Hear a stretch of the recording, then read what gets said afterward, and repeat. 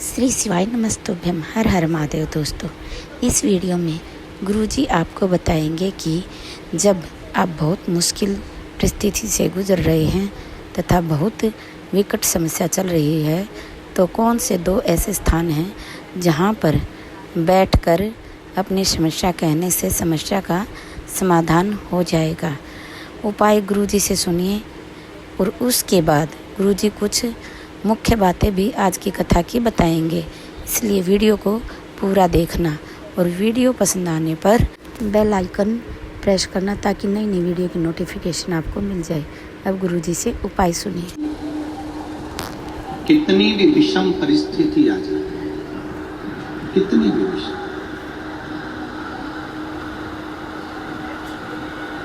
उस विषम परिस्थिति में केवल एक नारी,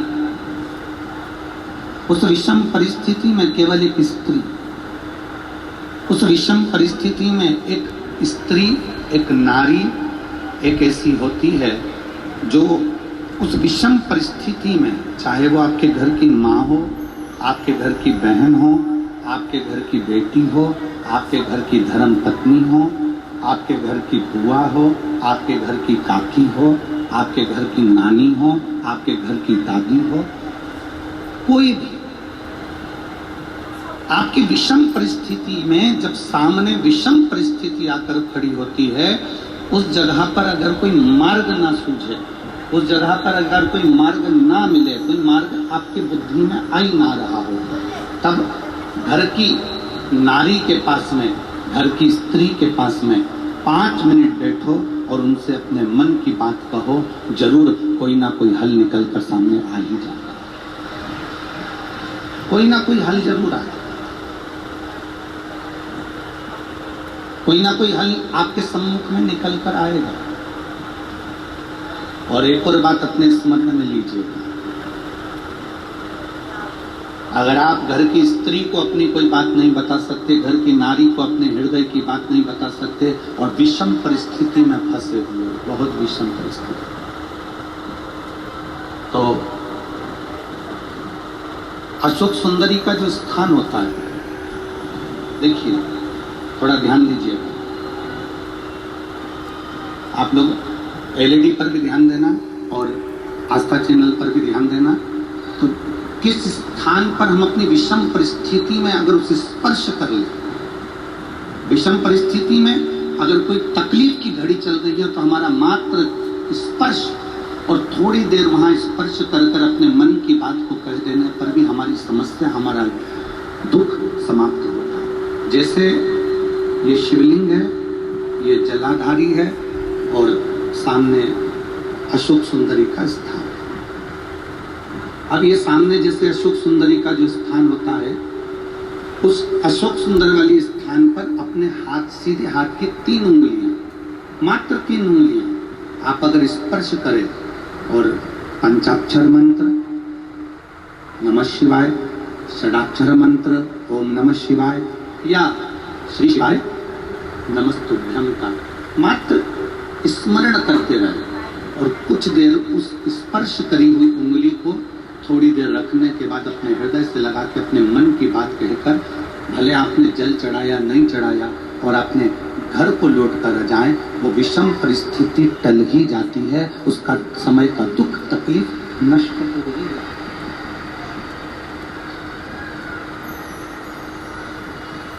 वो एक विषम परिस्थिति को टालने का स्थान है। कहते हैं कि जब हम अशोक सुंदरी वाले स्थान पर, जब हम हाथ का स्पर्श करते हैं, अशोक सुंदरी वाले स्थान पर जब हम हाथ का स्पर्श करते हैं और स्पर्श कर जब हम अपने मन की बात कहते हैं, तो वो बात महादेव तक, माता पार्वती के माध्यम से, अशोक सुंदरी के माध्यम से पहुंच जाती है और भोलेनाथ हमारे मन की दशा को जानकर आशीर्वाद दे ही देते हैं। वो विषम परिस्थिति। और शंभु शरणे पड़ी मांगू घड़ी रे, दुख का दया कर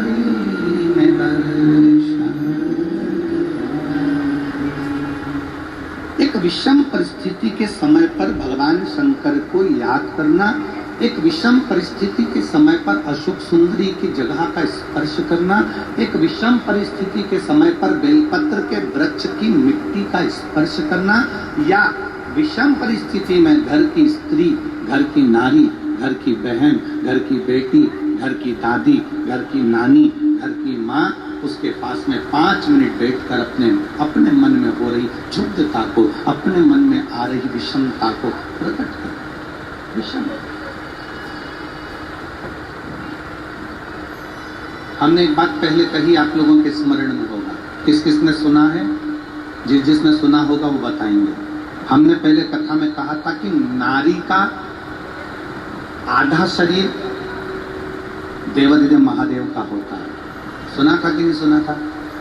बोलो, जम के तो बोलो।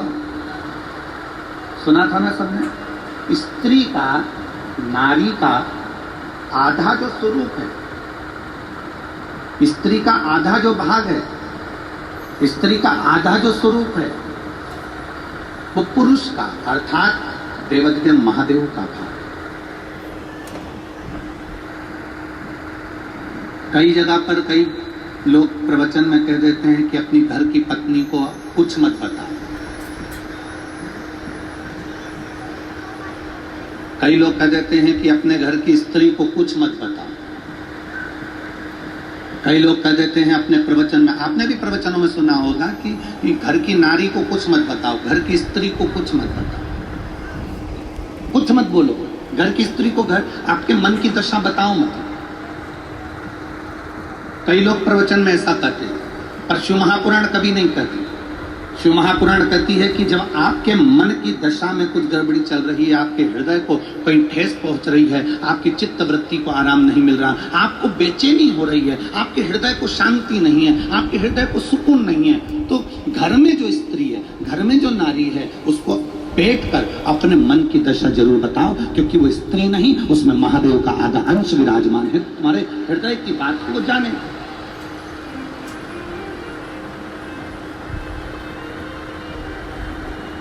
आपके हृदय की मनोदशा को वो पहचाने,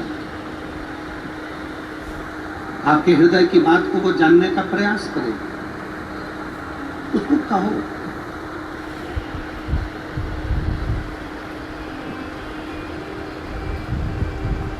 ज्यादातर लोगों की आदत रहती है पत्नी को क्या बताना,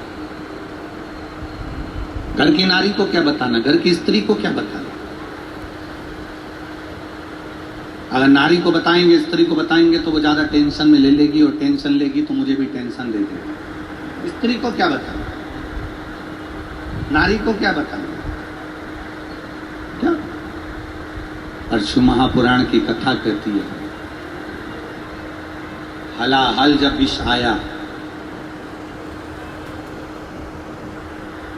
हलाहल जब विष आया, देवाधिदेव महादेव के हाथ में वो विष का पात्र है।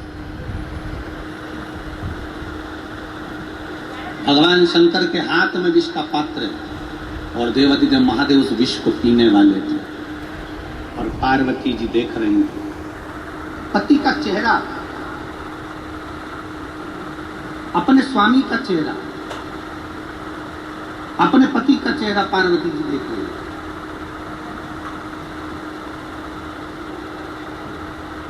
और माता पार्वती जी ने जो पति का चेहरा देखा, और देखते से माता पार्वती उनके करीब में पहुंच गई, उनके नजदीक,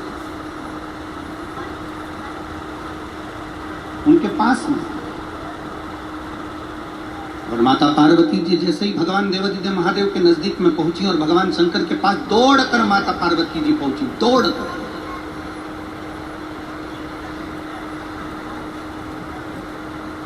और पहुंचते से ही माता पार्वती जी शंकर जी के चेहरे की दशा देखकर भोलेनाथ जी से पूछा कि तुम्हारे हाथ में क्या है, तुम्हारे हाथ में ये है क्या?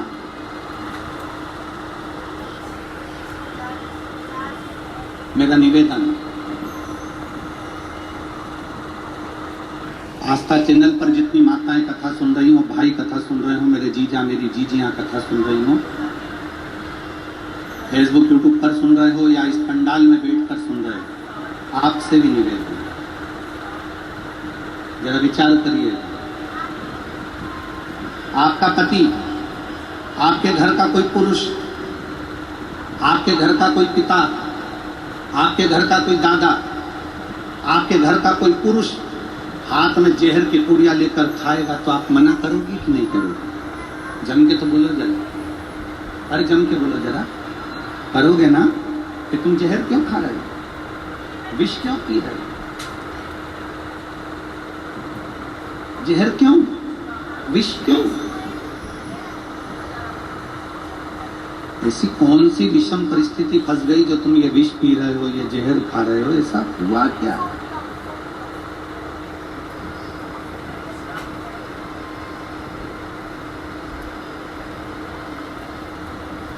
ऐसी विषम परिस्थिति कौन सी है जो आपको जहर खाना पड़ रहा है, विष पीना पड़ रहा है? मेरे देव महादेव, विष के पात्र को अपने पास में रखिए। विष के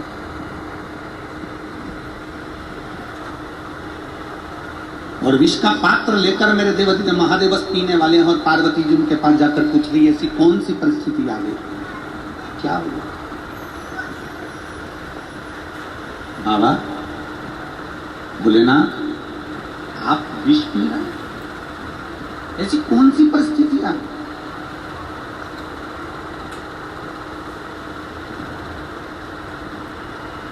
घर का लड़का, घर का पुरुष, घर का पिता, घर का भाई, घर का बेटा, घर का पुरुष अगर जहर खाने को तैयार होता है ना, विष पीता है ना, तो वो ये नहीं जानता कि ये विष केवल तू अकेला नहीं पी रहा है, ये विष तू तो पीकर मर जाएगा और तेरे पीछे जो पूरा परिवार जुड़ा है वो भी मरे के बराबर हो जाएगा। वो नहीं समझता है,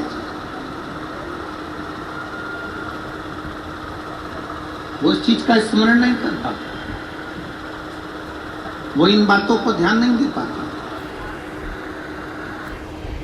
और उसको ध्यान दिलाने वाली केवल एक घर की नारी होती है, एक स्त्री होती है, एक माँ होती है जो ध्यान दिलाती है। शंकर भगवान के हाथ में विष का पात्र आया, देवादिदेव महादेव विष पीने वाले थे, माता पार्वती दौड़ कर आई और शंकर जी के सामने आकर खड़ी हो गई। ऐसा क्या, ऐसा क्या जो आपको विष पीना पड़ रहा है? आपको? शंकर भगवान कहते हैं ये मंथन में निकला हुआ विष है और समुद्र मंथन में निकला हुआ विष है, इस विष को मुझे पीना ही। किसके लिए पी रहे हैं? किसके लिए? ये विष किसके लिए?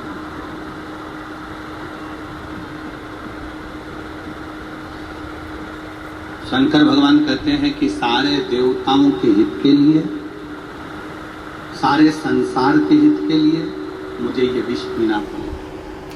पार्वती जी कहती हैं इससे संसार का हित नहीं हो रहा, आपके हृदय में संपूर्ण ब्रह्मांड समाया हुआ है।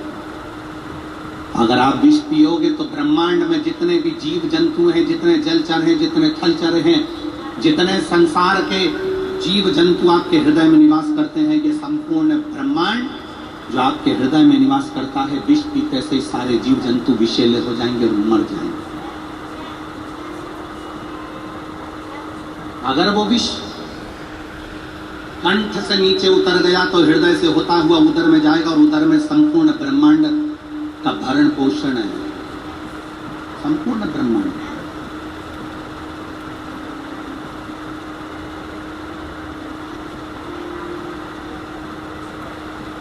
उस उदर में संपूर्ण ब्रह्मांड का भरण पोषण, और यदि वो विष उस ब्रह्मांड के भरण पोषण में जाएगा तो भी जीव नष्ट हो जाएगा, तो भी संसार नष्ट हो जाएगा। तो भगवान शंकर हाथ में विष लिए हुए हैं और पार्वती जी से पूछते हैं अब इस विष का मैं करूं क्या, इस विष का मैं क्या करूं?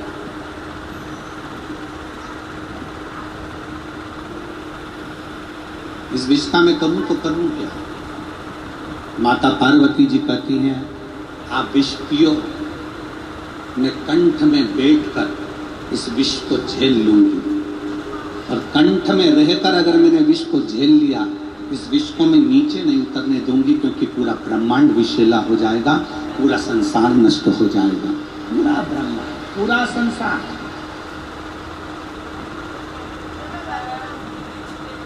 दुनिया के लोग कहते हैं सबसे ज्यादा जहर घर के पुरुष को पीना पड़ता है, सबसे ज्यादा दुख घर के पुरुष को झेलना पड़ता है, सबसे ज्यादा तकलीफ घर के पुरुष को झेलना पड़ती है। पर शिव महापुराण की कथा कहती है सबसे ज्यादा दुख और तकलीफ अगर कोई झेलती है तो घर में रहने वाली नारी झेलती है, स्त्री झेलती है।